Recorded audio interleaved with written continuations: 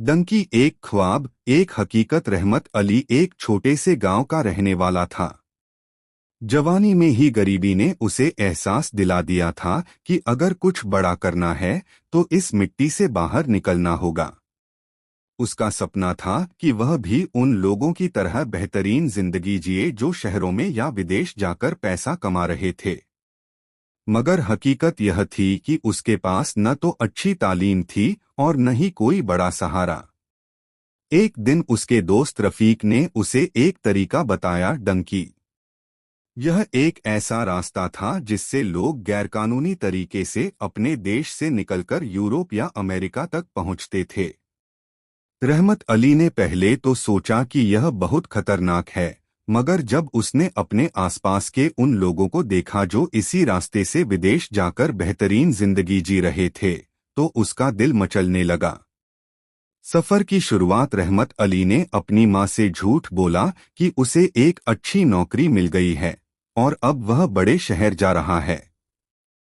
मां ने दुआओं के साथ उसे विदा किया। उसने अपनी जिंदगी की सारी जमा पूंजी एक एजेंट को दे दी जो उसे ईरान, तुर्की और फिर ग्रीस तक ले जाने वाला था। सफर आसान नहीं था। सबसे पहले पाकिस्तान से ईरान तक का सफर, रेत से भरे मैदान, तेज धूप और भूख प्यास की कड़ी परीक्षा। 2 दिन के सफर के बाद जब वे ईरान पहुंचे तो वहां की पुलिस ने उनके ग्रुप को पकड़ लिया। एजेंट ने पहले ही समझा दिया था कि पुलिस को पैसा देकर छुड़वाना पड़ेगा। हर आदमी से $500 मांगे गए। रहमत अली ने अपनी पसंदीदा घड़ी और मां की दी हुई अंगूठी बेच दी, तब जाकर उसे रिहाई मिली। ईरान से आगे का सफर और भी मुश्किल था। पर्वत पार करना, बर्फीली राहों पर चलना और फिर तुर्की में गैरकानूनी तरीके से घुसना। एजेंट का कहना था कि एक बार तुर्की पहुंच गए तो फिर यूरोप करीब है, मगर असली कहानी तो अब शुरू होने वाली थी। जिंदगी और मौत की जंग। रहमत अली और उसके साथियों को एक छोटी सी नाव में बिठाया गया जो ग्रीस के रास्ते पर थी। समुद्र तूफान से भरा हुआ था, लेकिन एजेंट ने कहा, सिर्फ 3 घंटे का सफर है, फिर तुम्हारी नई जिंदगी शुरू होगी। रहमत अली ने दुआ की, मगर उसके दिल में डर भी था। रात के अंधेरे में नाव चली, लेकिन जैसे ही समुद्र के बीच पहुंची, तूफान ने रुख बदल दिया। पानी नाव के अंदर आने लगा।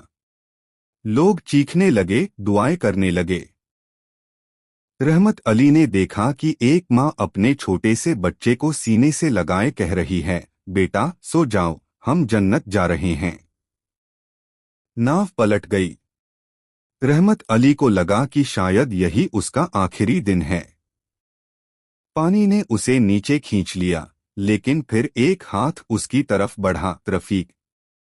उसने जोर से रहमत का हाथ पकड़ा और दोनों तैरते हुए एक लकड़ी का सहारा लेकर किनारे की तरफ बढ़ने लगे। सुबह तक सिर्फ कुछ ही लोग बचे थे। पुलिस ने उन सबको गिरफ्तार कर लिया। नया सफर, नई जिंदगी। जेल में 6 महीने गुजरे। रहमत अली को डिपोर्ट कर दिया गया।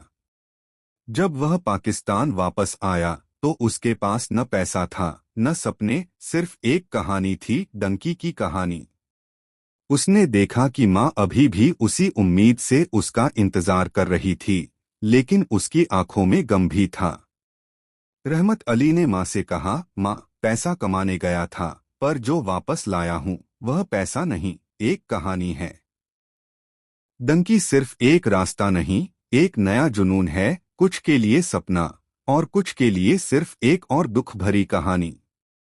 सच बताने की सजा। रहमत और रफीक ने गांव के लोगों को इकट्ठा किया और अपनी कहानी सुनाई। डंकी सिर्फ मौत का सफर है।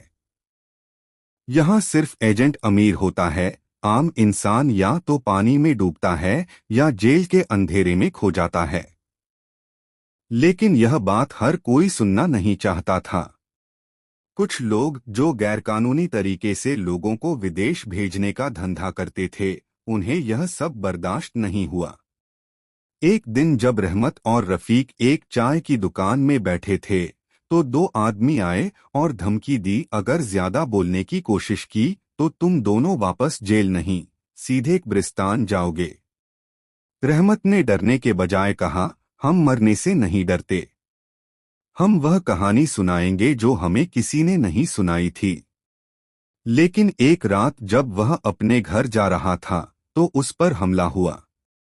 अनजान लोगों ने उसे मारा, उसका सिर फोड़ दिया और एक नोट छोड़ दिया, डंकी का नाम लेना बंद कर दो वरना जिंदगी भी चली जाएगी। माँ ने जब अपने बेटे को खून से लथपथ देखा तो रो पड़ी।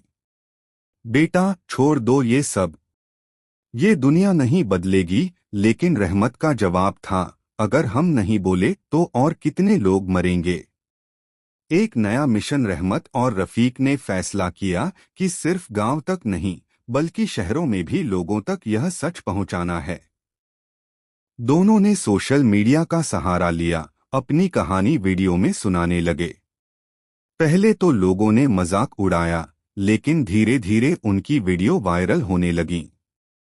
रहमत की एक वीडियो एक बड़े पत्रकार तक पहुंची जो ह्यूमन ट्रैफिकिंग और अवैध प्रवासियों पर काम करता था।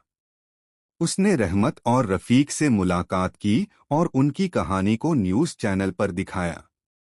यह देखकर कई लोग, जिन्होंने पहले एजेंट को पैसे दिए थे, उन्होंने उन्हें वापस लेने की कोशिश की। लेकिन यह सब सिर्फ एक शुरुआत थी।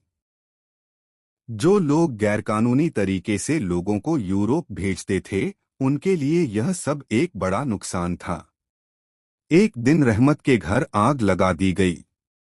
जब तक लोग आग बुझाने आए, सब कुछ जल चुका था।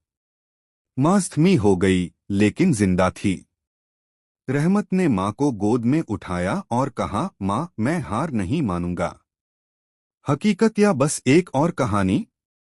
रहमत और रफीक ने फिर से नए सफर के बारे में सोचा, मगर इस बार डंकी का नहीं, इंसाफ का। उन्होंने एक एनजीओ बनाने का फैसला किया जो गरीब लोगों को यह सिखाए कि गैरकानूनी तरीके से विदेश जाना मौत से कम नहीं। आज भी हर साल हजारों लोग डंकी के सफर में अपनी जान गंवाते हैं। कोई समुद्र में डूब जाता है, कोई जेल में मर जाता है, और जो बचते हैं वे वापस लौटकर सिर्फ एक नई कहानी बन जाते हैं। लेकिन रहमत अली जैसे लोग अब भी इस सफर को रोकने के लिए लड़ रहे हैं, ताकि कोई और माँ अपने बेटे का इंतजार न करे, कोई और नौजवान अपनी जान न गंवाए और कोई और सपना पानी में न डूबे। यह वीडियो केवल आपकी मनोरंजन के लिए बनाया गया है। अगर आपको वीडियो पसंद आए तो हमारे चैनल को सब्सक्राइब, लाइक और शेयर करें।